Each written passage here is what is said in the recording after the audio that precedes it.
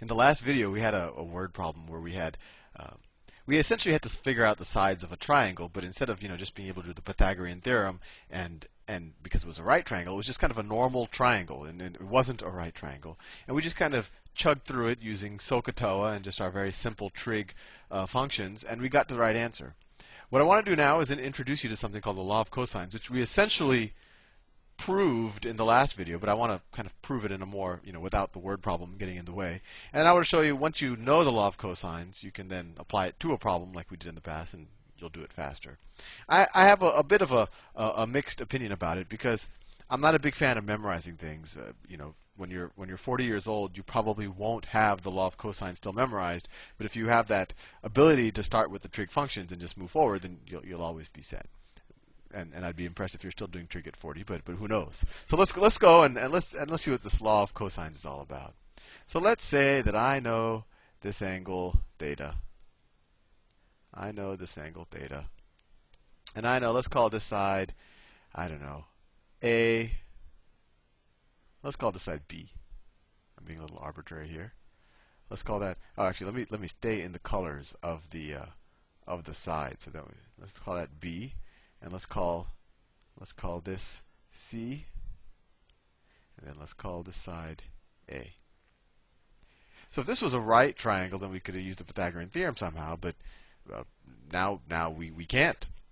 So what do we do? So we know A. Well, let's assume that we know B, we know C, we know theta, and then we want to solve for A. But in general, we can, as long as you know 3 of these, you can solve for the 4th, and once you know the law of cosines. So how can we do it? Well, we're going to do it the exact same way we did that last problem. We can drop a line here to make, oh my god, that's messy. I thought I was using the line tool. Edit, undo. Undo. So I can drop a line like that. I'm trying to make it. So I have 2 right angles. And then once I have right triangles, then now I can start to use trig functions and Pythagorean theorem, etc., etc. So let's see. So this is a right angle, and this is a right angle. So what is this side here? What is? Let me pick another color. I'm probably going to get too involved with all of the colors, but it's for your improvement. So what is this side here? What is the length of that side? That purple side? Well, that purple side is just, we use SOHCAHTOA. It's good to write SOHCAHTOA up here. SOHCAHTOA. So this purple side is adjacent to theta, and then this blue or mauve side, B, is a hypotenuse, right, of this right triangle. So we know that. Actually, I'm going to stick to one color because it'll take me forever if I keep switching colors. We know that cosine of theta. Let's call this side. Let's call this kind of subside. Let's call this, I don't know. Let's call this D, side D. We know that cosine of theta is equal to D over B, right? And we know B. Or that D is equal to what? It equals B cosine theta. Now let's call this side E, right here. E. Well, what's E? Well, E is this whole C side. Oh, that's interesting. This whole C side minus this D side, right? So E is equal to C minus D. We just solved for D. So side E is equal to C minus B cosine of theta. B cosine of theta. So that's E. We got E out of the way. And what's this magenta side going to be? Well, let's call this magenta. Let's call it M for magenta. M. Well, M is opposite to theta, and so if we what involves, well, we know it, we've solved for C as well, but we know B, and B is simple. So what relationship gives us M over B, or involves the opposite and the hypotenuse? Well, that's sine, opposite over hypotenuse. So we know that M over B is equal to sine of theta. We know that, let me go here, M over B, right, because it's the hypotenuse, is equal to sine of theta. or that m is equal to b sine of theta, right? So we figured out m, we figured out e, and now we want to figure out a. And this should jump out at you. We have two sides of a right triangle, and we want to figure out the hypotenuse. We can use the Pythagorean theorem. This Pythagorean theorem tells us a squared is equal to m squared plus e squared, right? Just the square of the other two sides. Well, what's m squared plus e squared? Let me switch to another color just to be arbitrary. So a squared is equal to m squared. M is b sine of theta, so it's b sine of theta squared plus e squared. Well, e we figured out is this. So it's plus c minus b cosine theta squared. Now let's just chug through some algebra.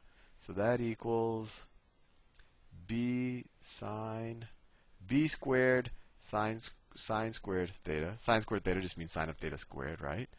Plus, and then we just FOIL this out. Although I don't like using FOIL, I just multiply it out. But c squared minus 2cb cosine theta plus b squared cosine theta. Right? I just expanded this out by multiplying it out. And now let's see if we can do anything interesting. Well, if we take this term and this term, we get that those two terms are b squared sine squared of theta plus b squared cosine. There should be a squared there, right? Because we squared it. B squared cosine squared of theta, and then we have plus c squared minus 2 bc cosine theta. Well, what does this simplify to? Well, this is the same thing as this equals b squared times the sine squared theta plus cosine squared of theta. Something should be jumping out at you.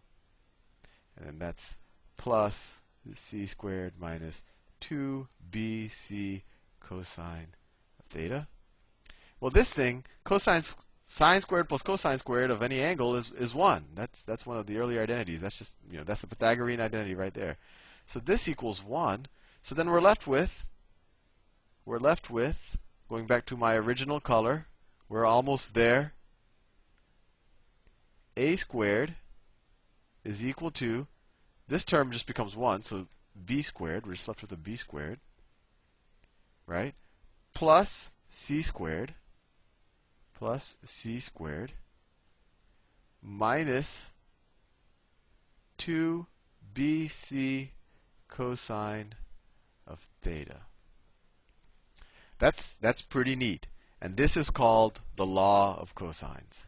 And it's useful because, if you know an angle and two of the sides of any triangle, you can now solve for the other side. Or really, if you want to, if you know three sides of a triangle, you can now solve for any angle. So that also is very useful. The only reason why I'm a little bit, here or there is it is good. If you are in trigonometry right now and you might have a test, you should memorize this because it'll make you faster and you'll get the answer right quicker. I'm not a big fan of just memorizing it without knowing where it came from, because a year from now or 2 years from now when you go to college and it's been 4 years since you took trigonometry, you probably won't have this memorized. And if you face a trig problem all of a sudden, it's good to kind of get there from scratch. But with that said, this is a law of cosines, and if you use the law of cosines, you could have done that problem we just did a lot faster, because you just have to set up the triangle and then just substitute into this, and you could have solved for A in that ship off course problem. I'll see you in the next video.